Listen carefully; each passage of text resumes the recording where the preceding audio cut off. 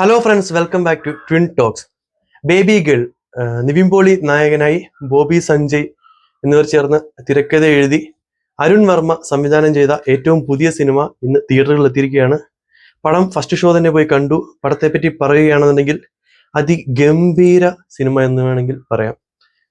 വേണമെങ്കിൽ പറയുന്നില്ല, അതിഗംഭീര സിനിമയാണ്. എനിക്ക് പേഴ്സണലി ഒരുപാട് ഇഷ്ടമായി സിനിമ. കാരണം നല്ലൊരു ത്രില്ലർ സിനിമയാണ്. കഴിഞ്ഞ കുറച്ച് കാലങ്ങളായിട്ട് നമുക്കറിയാം നിവിൻ പോളിയുടെ സിനിമകളെ പറ്റിയൊക്കെ. ഇപ്പം സർവമായ വന്നു, നല്ലൊരു സിനിമയാണ്. ആ സിനിമയ്ക്കും ശേഷം ഇറങ്ങിയ നിവിൻ പോളിയുടെ അടുത്ത പടമാണ് ബേബി ഗേള്. ഇപ്പൊ നിവിൻ പോളിയെ പറ്റി ഫസ്റ്റ് പറയുകയാണെന്നുണ്ടെങ്കിൽ, നിവിൻ പോളിക്ക് ഈ സിനിമയിൽ വലിയ റോളൊന്നുമില്ല. നിവിൻ പോളിയെ ഒരു വലിയൊരു നായക കഥാപാത്രമാക്കി കാണിച്ചുകൊണ്ടുള്ളൊരു വലിയൊരു സംഭവമൊന്നുമല്ല. ഒരു നല്ലൊരു സിനിമ. അതിൽ നിവിൻ പോളി ഒരു ക്യാരക്ടറാണ്. അതൊരു നായക പ്രാധാന്യം പോലും അത്ര വലുതായിട്ടൊന്നും നിവിൻ പോളിക്ക് കൊടുത്തിട്ടില്ല. കാരണം ആ സിനിമ അങ്ങനെ ഒരു നായക പ്രാധാന്യമൊക്കെ കൊടുത്ത് അങ്ങനത്തെ ഒരു സിനിമയല്ല. ആ സിനിമ പോകുന്നൊരു രീതി. എന്റെ കഥയെപ്പറ്റി ഞാൻ പറയുന്നില്ല, സ്പോയിലർ ആവും. ഇതിന്റെ തിരക്കഥയെ പറ്റി പറയുകയാണെങ്കിൽ, ബോബി സഞ്ജയ് ഇവരുടെ മുമ്പേ ഉള്ള സിനിമകളെ പറ്റിയൊക്കെ പറയുമ്പോൾ തന്നെ നിങ്ങൾക്ക് അറിയാൻ പറ്റും. ട്രാഫിക്, അയാളും ഞാനും തമ്മിൽ, അങ്ങനെ ഒരുപാട് ഹിറ്റ് സിനിമകൾ മലയാളത്തില് നൽകിയ തിരക്കഥാകൃത്തുക്കളാണ് ബോബി സഞ്ജയ്. അവരുടെ ഏറ്റവും മികച്ച ഒരു തിരക്കഥയാണ് ബേബി ഗേൾ എന്ന സിനിമ. അതുപോലെ തന്നെ ഇതിന്റെ ഡയറക്ടർ അരുൺ വർമ്മ ഇതിനു മുമ്പ് ഡയറക്ട് ചെയ്ത പടം ഗരുഡൻ എന്ന് പറയുന്ന സിനിമയാണ്.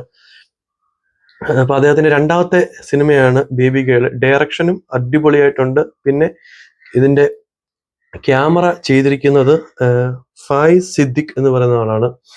ക്യാമറയും നല്ല രീതിയിൽ തന്നെ ചെയ്തിട്ടുണ്ട്. എഡിറ്റിങ് ചെയ്തിരിക്കുന്നത് ഷിജിത് കുമാരൻ. എഡിറ്റിങ്ങും നല്ല രീതിയിൽ തന്നെയൊക്കെയാണ് ചെയ്തിരിക്കുന്നത്. മോശമെന്നൊന്നും പറയാൻ വേണ്ടിയില്ല. ബാക്ക്ഗ്രൗണ്ട് മ്യൂസിക് സാം CS ആണ് ചെയ്തിരിക്കുന്നത്. ഈ സിനിമയിൽ അങ്ങനെ പാട്ട് കാര്യങ്ങളൊന്നുമില്ല. അങ്ങനെ ബാക്ക്ഗ്രൗണ്ട് മ്യൂസിക് ആണ് ഇതിന്റെ ഒരു മെയിൻ അട്രാക്ഷൻ എന്ന് പറയുന്നത്. കാരണം നല്ല രീതിയിൽ അത് ചെയ്തിട്ടുണ്ട് സാം CS എന്ന് പറയുന്ന ആള്. പിന്നെ പ്രൊഡ്യൂസ് ചെയ്തിരിക്കുന്നത് ലിസ്റ്റിൻ സ്റ്റീഫൻ ആണ്.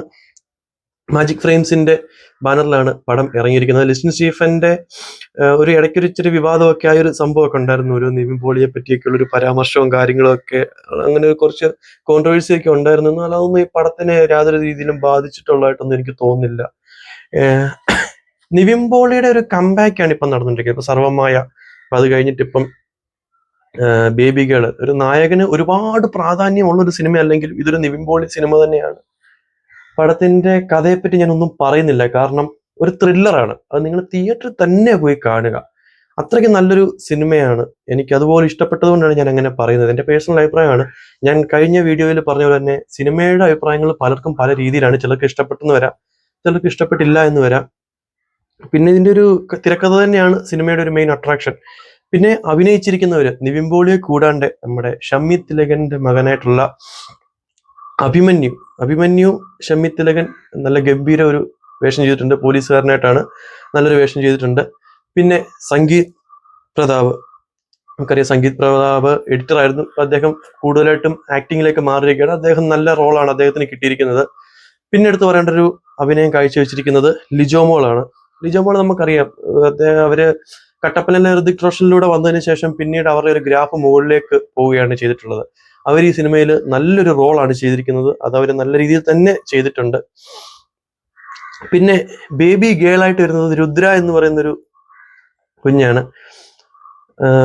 പിന്നെ ഇതിനകത്ത് കാസ്റ്റിംഗ് എന്ന് പറഞ്ഞാൽ അസീസ് നെടുമങ്ങാട്, നിഷ സാരംഗ്, നമ്മുടെ നന്ദു ചേർന്ന്, ഇങ്ങനെ കുറെ ആൾക്കാരൊക്കെ ഉണ്ട്.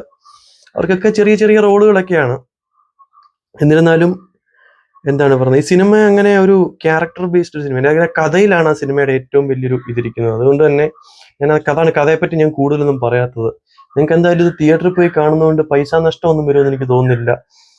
ഈ കഴിഞ്ഞ കുറെ നാളുകളായിട്ട് മലയാളത്തിൽ ഇറങ്ങിക്കൊണ്ടിരിക്കുന്ന സിനിമകളെയൊക്കെ അപേക്ഷിച്ച് ഇതുപോലുള്ള ത്രില്ലറുകളൊക്കെ വരുന്നത് നല്ലതാണ്. ഇപ്പൊ നിവിൻ പോളിയെ സംബന്ധിച്ചിടത്തോളം അദ്ദേഹത്തിന് ഇതുപോലുള്ള കഥകളൊക്കെ തിരഞ്ഞെടുത്ത് ചെയ്യുന്നതും അദ്ദേഹത്തിന്റെ ഗ്രാഫ് മുകളിലേക്ക് വരാൻ വേണ്ടിയിട്ടും നല്ലൊരു കാര്യമാണ്. അപ്പൊ എല്ലാവരും സിനിമ തിയേറ്ററിൽ തന്നെ പോയി കാണുക. അപ്പൊ നമുക്ക് മറ്റൊരു വീഡിയോ ആയിട്ട് വീണ്ടും കാണാം.